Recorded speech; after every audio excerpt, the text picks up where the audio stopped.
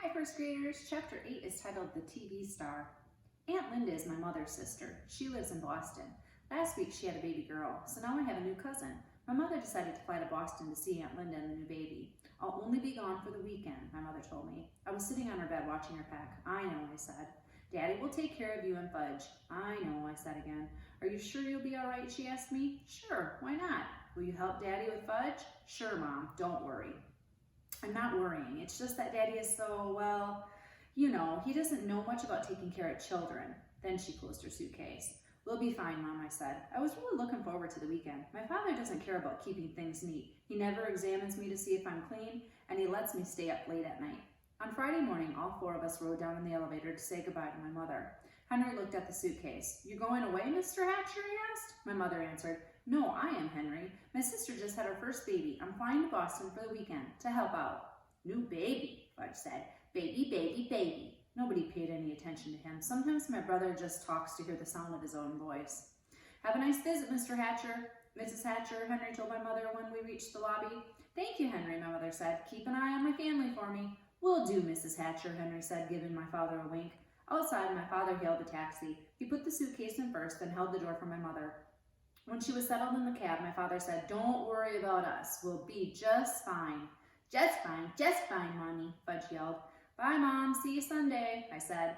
My mother blew us kisses. Then her cab drove away. My father sighed while Fudge jumped up and down, calling, Bye, Mommy. Bye, bye, bye.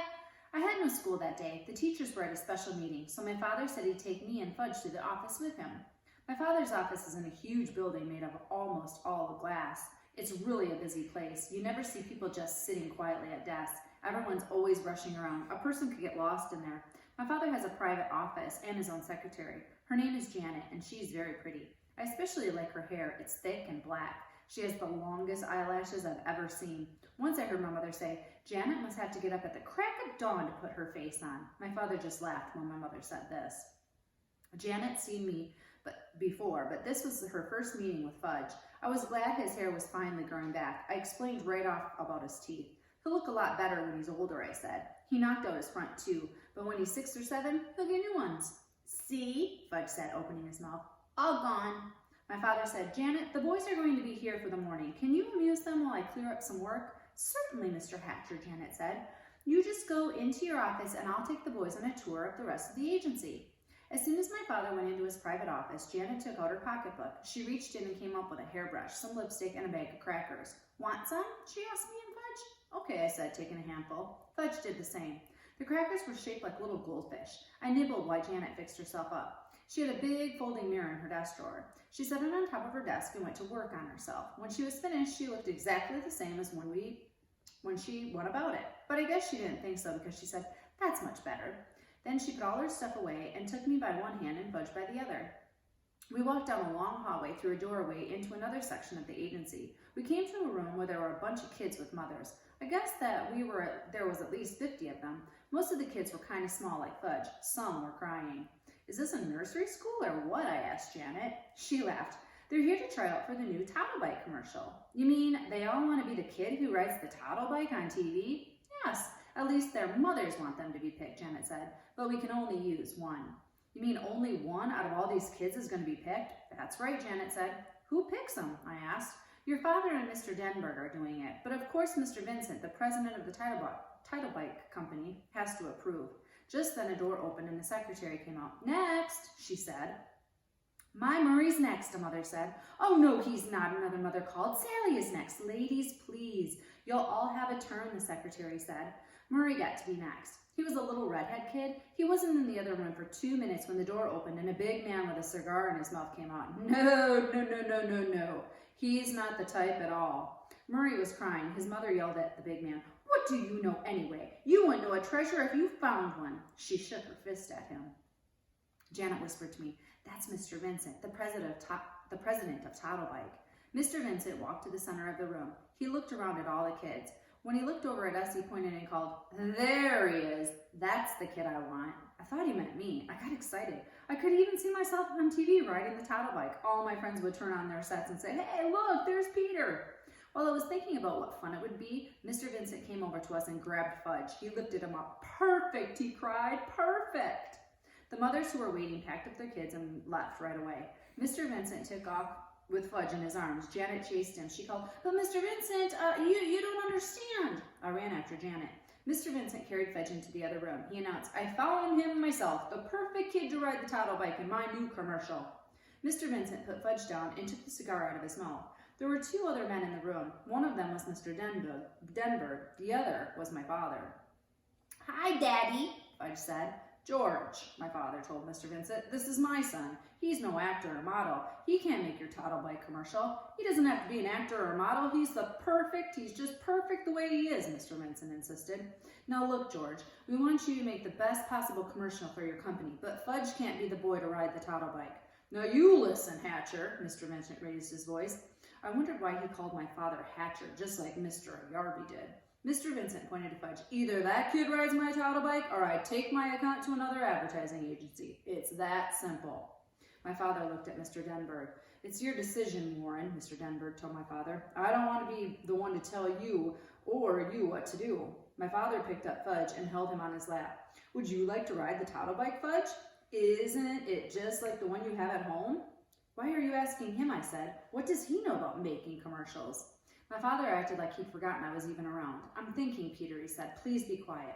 "Well, Hatcher," Mr. Vincent said, "what'll it be? This kid of yours, or do I move to another agency?" I remembered how my father lost the Juicio account because of Fudge. Now maybe he was going to lose this one too, and I don't think he can afford it. Finally, my father said, "All right, George, you can use them, on one condition though." "What's that, Hatcher?" Mr. Vincent asked. "The commercial has to be made this afternoon. After today, my son Fudge won't be available." "That's fine with me, Hatcher," Mr. Vincent said. "Is he going to get paid?" I asked my father. "I'll worry about that, Peter," my father said. That's probably my yes. He'd be paid and have lots of money in the bank. I'd have nothing, and someday I'd have to borrow from him. No, wait a minute, never. I'll never borrow money from Fudge. I'll starve first. "Can I at least watch when you make the commercial?" I asked. "Certainly," my father said. "You can watch the whole thing." I turned to Mr. Denberg. "Will Fudge be famous?" I asked. "No, not famous, but a lot of people will think he looks familiar," Mr. Denberg said. I turned to Mr. Vincent. "Do you know that he has no front top teeth?" "That's part of his charm," Mr. Vincent said. And he cut off his hair 2 months ago?" "Well, he looks fine now," Mr. Vincent said. "And he can't even talk in long sentences yet?" I told everyone in the room. "He doesn't have to say a word," Mr. Vincent told me. I couldn't think of any other reason why Mr. Vincent shouldn't use Fudge in his toddle bike commercial. It was settled. Soon Fudge would be a famous television star, and I would be plain old Peter Hatcher. 4th grade nothing. "Let's begin right after lunch," Mr. Denberg said. "We should get it filmed in about 2 hours." While my father and Mr. Denberg worked out all the arrangement, I asked Janet where the men's room was. She walked me to it. I told her thank you and that she didn't have to wait. I'd find my own way back. When I was safely inside, I looked at myself in the mirror. I wish Fudge had never been born, I thought. Everything good always happens to him.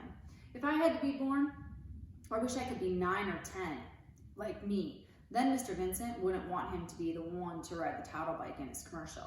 Janet sent down to the coffee shop for some sandwiches and drinks. After that, we all walked to another section of the agency where the cameras were set up. A make-believe street scene was in the background. The toddle bike was shiny red. My father told Fudge all he had to do was ride it around. Fudge liked that. He zoomed all over the place. "Vroom, vroom, vroom, vroom," he called. My father, Mr. Vincent, and Janet sat on folding chairs and watched the action. I sat on the floor at my father's side. Mr. Denberg was the director. He said, "Okay, Fudge, we're ready to begin now. You ride the toddle bike where I tell you, and I'll take a picture of you doing it, all right?" "No," Fudge said. "What does he mean, Hatcher?" Mr. Vincent asked. "Why did he say no?" My father groaned. "Look, George, using Fudge was your idea, not mine." Mr. Denberg tried again. "Okay, Fudge, this is it." The cameraman said, "Start riding this way. Ready, set, go." Fudge sat there on the toddle bike, but he wouldn't pedal. "Come on, kid, let's go," the cameraman called. "No, don't want to," Fudge answered. "What's with this kid, Mr. Hatcher?" the cameraman asked. "Fudge," my father said, "do what the nice man tells you to." "No, don't have to," Janet whispered to my father. "How about some cookies, Mr. Hatcher?" "Good idea, Janet," my father told her. "I have some Oreos right here," she said, patting her pocketbook. Shall I give them to him?" "One at a time," my father said. Janet walked across the room to Fudge, who was still sitting on the toddle bike. "If you do what the nice man says, you can have a cookie," Janet told him. "Show me," Fudge said. Janet held up a box of Oreos. She was really well prepared, I thought. She must eat all day long with that cracker shaped like goldfish and a whole box of Oreos too. I wonder what else she had in that pocketbook.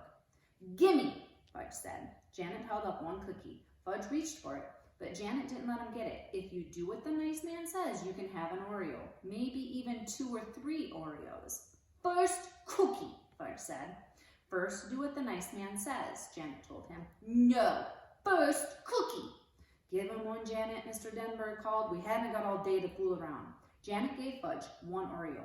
He ate it all up. Okay, kid, all ready now, the cameraman said. You ride over to me. Fudge didn't do it. Mr. Vincent was losing his patience. Hatcher, he hollered. You get that son of yours to ride my toddle bike, or I'm taking my whole account away from you and your agency. Must I remind you, George, using Fudge was your idea, not mine, my father said. Forget about whose idea it was, Hatcher. He's your kid. You better get through to him now. I have an idea, my father said. He walked to a corner of the room and beckoned to the others. Mr. Denberg and Mr. Vincent gathered around him, along with the cameraman and Janet.